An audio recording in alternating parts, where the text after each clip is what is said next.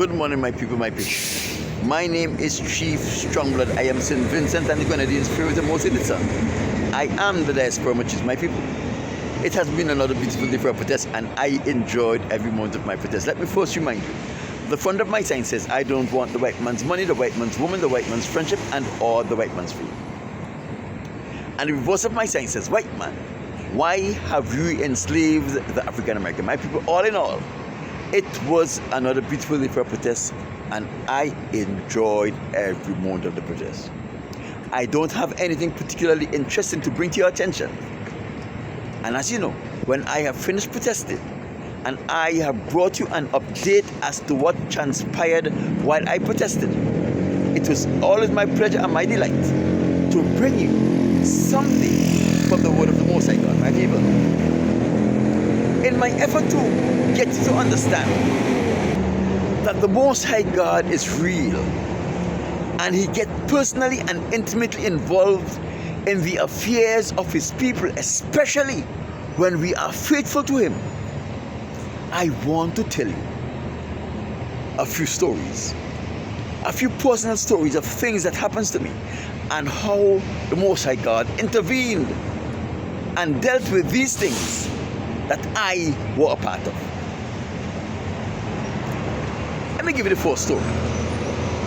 When I was residing in Bermuda and working in Bermuda, I ran into trouble with my employers, and they suspended me on 2 occasions. The first suspension came for a week, and they sent me back to work because the plot that they put together to ensnare me failed. So they said, go back to work. Then they set for another plot, and then they suspended me for a longer time. So now, while I was on suspension, I met a man who I dealt with in the normal course of my duties. And one of the things that I discovered about this man is that he was a pedophile, because I ran a background check on him. And he was ordered by the court to stay away from children. Remember, I am suspended. I am in Bermuda, a strange country. I don't have any friends or family there. So, one day during my suspension, I was having a ball because they suspended me full pay. The first week or so, I was affected because I was wondering, what am I going to do? You know, I have nothing to do. I have no routine to follow. And then the most I say, man, go out there and enjoy yourself. So I started enjoying myself. So one day while I was in Southampton, I saw this known pedophile, and he was at the supermarket, and he had about 6 or so children around him. So when I saw that, I know that the court ordered him to stay away from children. I didn't want to use my phone, so I went to the payphone around the corner, and I made a phone call to the police operating system, and I tell them what I observed. I asked him to send a unit there to deal with the situation and he saw me, and he suspected what I was doing. So he came around the corner and he saw me on the phone, and he started arguing. He went to my car and he wrote down the number, and he issued threat to me. I cannot tell you exactly what the threats were because I didn't hear the full thing that he said, but I know he issued a threat. And because I was on suspension and I was a foreigner in Bermuda, it shows that the authority did not care about me. And the whole of Bermuda knew that. However, a week later, when I was reading the Royal Gazette, the Bermuda official newspaper, I discovered the same man who threatened my life was knocked off of his motorbike and he died. That is how the Most High get involved in your life, especially when you're faithful to Him. And I will tell you this, at that time, I was not fully faithful to the Most High God. Right? So it shows you that the Most High God get personally and intimately involved with you and with your life when you are faithful to Him. Let me give you story number 2. Remember in about 2012 or so, I purchased an RV and I decided I'm going to see America. I covered about 21 or 22 states.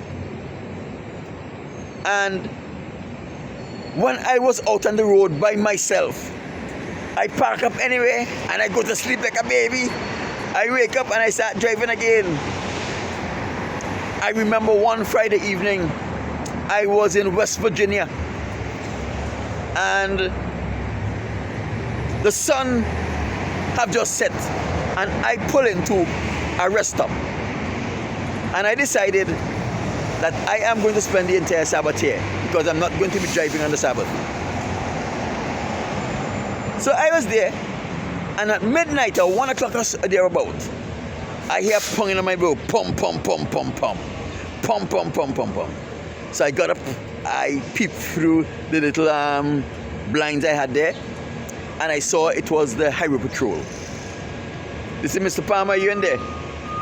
I said, yes. So I opened the door, and I decided to talk to them. And there were 2 Highway Patrol officers outside. And I say, we had some reports that this vehicle have been here for over 8 or so hours. And he said, are you okay? Do you have anyone in there and so forth? Do you have any weapons or guns and so on? And I, dealt with him with honorable. And then he said, why are you here so long? Is your vehicle working? I said, yeah, the vehicle's working. So I explained to him, I said, this is a Sabbath day.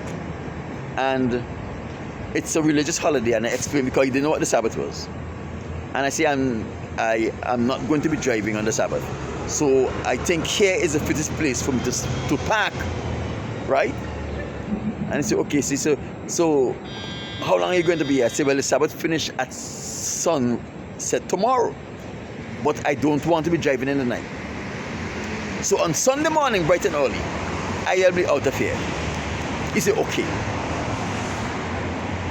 So he left, and I went back to sleep. The next morning when I wake up, in front of my RV, obliquely in front of my RV, was the Highway Patrol officer on duty. I said, this is strange. Why did he sleep there all night? Why? And I noticed every 8 hours they were changing shift. I had 24 hours police security watching me and my RV for what I don't know. But I had 24 hours security. Saturday morning I get up, I make breakfast, I ate, I read, I do all this kind of stuff. Sunday morning I got up, have a shower, make breakfast, had breakfast, and I roll out of there, and the Highway Patrol unit was still there when I left. That is how the Most High God takes care of His faithful children. I often wonder, was there a threat against me and my life? Because remember, the Virginians are highly racist. And there is where a lot of the KKK factions operates. But the Most High God used even their own people to take care of His servant. Isn't that amazing? My last story. When I was about 45 years or so old, I noticed that my sexual erection was not as strong, as robust as it used to be. And I said, oh my God, I'm getting old. And I thought that this was something that is natural as you go older. But then my mind went back to Mr. Woods of Richmond Park, an old Indian man who was able to impregnate his wife when he was 99 years old. I said, why Mr. Woods was able to keep an erection and was able to perform sexually at 99 years old, and I am just 45, 47, and my sexual strength is now abating. I didn't take anything for it. There's nothing I could do about it. So I just leave it at that. My people, sometime last year, I was urinating in public and I saw a spider. And I said to myself, I'm going to hit that spider with my pee. And I aim my penis to the spider and I force the pee. And guess what? I did not have enough pressure to even spill out. Just a meager thing of pee. I was surprised. But what I also noticed is that when I got up to pray in the night at midnight, I also had an overwhelming desire to pee. And that was just what? A year ago. So I had to have a talk with the Most High God. I said, Most High, you promised me a wife. 2016, you promised me. And at this rate, if things continue at this rate, I will not be able to pleasure my wife. So what sense would it make that you're going to give me a wife and I will not be able to pleasure her? I said, at this rate, I will not be able to. And guess what? I have her yet. So I had a discussion with him. I did not ask him for help or what to do. And then he said, listen to me. Do this, do this, do this. I said, okay. So I started doing everything that he told me to do. My people, guess what?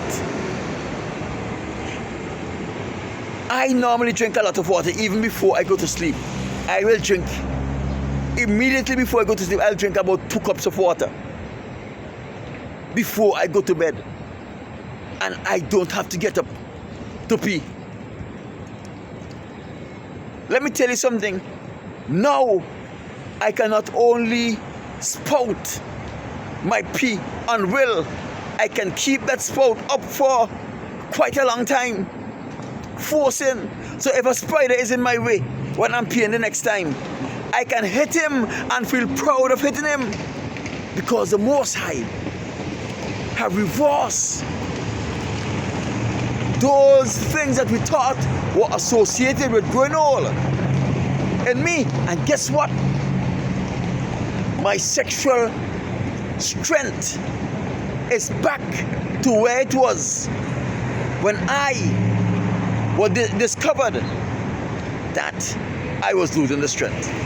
And guess what? It is only getting better as I continue to do. As the Most High says, it is getting stronger and stronger. So therefore, even though I'm going to be 59 this year, you know what? Whenever the Most High give me my wife, I'll be able to please her sexually. I'll be able to enjoy sexual pleasure with my wife. And that is because I am faithful to the Most High. When I ask him a question, I'll bring a problem to him, he always gives me the solution. My people, as I told you before, I am not special. I am just faithful.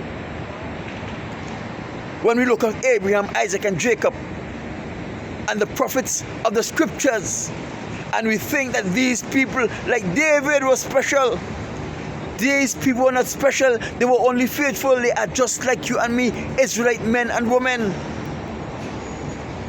But although the Most High get involved in our affairs, he is forced to get involved in our affairs when we are faithful to him.